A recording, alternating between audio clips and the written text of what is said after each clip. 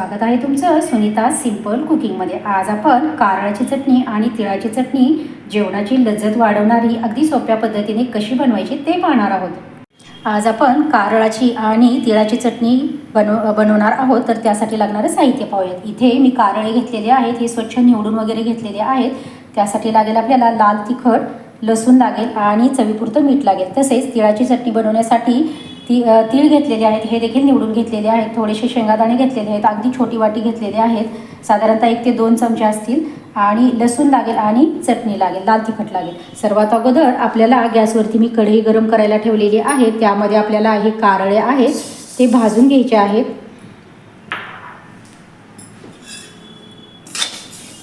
कारळे आपल्याला मीडियम गॅसवरती छान असे भाजून घ्यायचे आहे, घाई गडबड करायची नाही। जेवणाची लज्जत वाढवणाऱ्या या चटण्या कधी भाजी वगैरे नसेल तर अशा वेळेस खायला तर खूपच पौष्टिक आणि उपयोगी आहेत या चटण्या। हे छान आपण मंद मीडियम गॅसवरती खरपूस असे भाजून घ्यायचे आहेत। हे पहा, इथे आपले कारळे छान असे भाजून झालेले आहेत। आता एका ताटामध्ये आपण ते काढून घेऊया। आपण पूर्ण थंड करून घ्यायचे आहेत। इकडे आपले कारळे थंड होतच आहेत, तोपर्यंत आपण या गॅसवरती तीळ देखील आपले भाजून घेणार आहोत। हे देखील आपल्याला मीडियम गॅसवरती छान असे भाजून घ्यायचे आहेत। थंडीच्या दिवसामध्ये तीळ तर खायला शरीरासाठी अतिशय उपयुक्त पौष्टिक असे आहेत। तिळाचे देखील वेगवेगळे पदार्थ बनवले जातात, पण तिळाची चटणी रोज खाल्ली तर काहीच हरकत नाही। शरीराला त्याचे खूपच फायदे आहेत, कारण चपाती भाजी सोबत तोंडी लावायला वगैरे आपण तिळाची चटणी नक्कीच खाऊ शकतो, किंवा प्रवासामध्ये देखील तुम्ही ही भरपूर दिवस टिकते देखील वापरू शकता तुम्ही। आता आपण हे तीळ छान असे मीडियम गॅसवर भाजून घेऊयात आणि एका प्लेटमध्ये काढून घेऊयात। पहा, इथे तीळ देखील आपले काढून झालेले आहेत। मी तुम्हाला जिरे दाखवायचे विसरले होते।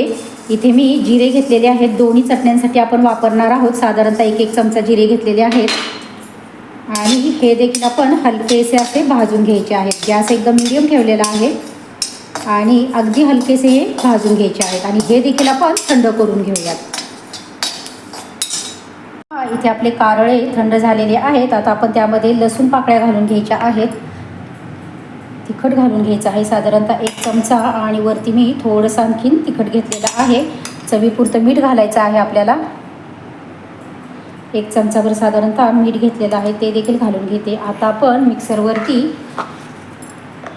आपण हे बारीक वाटून घेऊयात। खूप जास्त बारीक पण करायचं नाही, पल्स मोडवरती आपण फिरवून घेऊया। जाडसरच अशी ही चटणी ठेवायची आहे। इथे आपली कारळाची चटणी छान अशी बनवून तयार झालेली आहे, पाहू शकता इथे तुम्ही।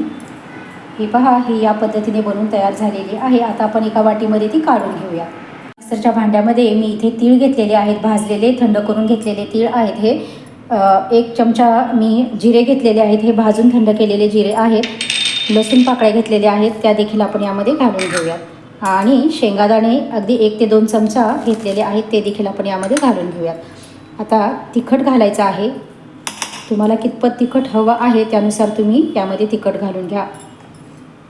मी साधारणतः 1.5 ते 2 चमचे तिखट घातलेलं आहे। आता चवीपुरतं यामध्ये मीठ घालायचं आहे आणि आता आपण हे मिक्सरला फिरवून घेऊयात। हे पहा, इथे आपली तिळाची चटणी देखील छान अशी बनवून तयार झालेली आहे। आता आपण एका वाटीमध्ये काढून घेऊ। हे पहा, इथे आपल्या दोन्हीही चटण्या छान अशा खमंग खुसखुशीत बनवून तयार झालेल्या आहेत। रेसिपी ही अगदी साधी सोपी आहे। आवडली असेल तर नक्कीच व्हिडिओला लाईक करा, शेअर करा, कमेंट करा। चॅनलवरती अजूनही नवीन असाल तर प्लीज नक्कीच चॅनलला सबस्क्राईब करा व शेजारील बेल आयकॉनही प्रेस करा। धन्यवाद।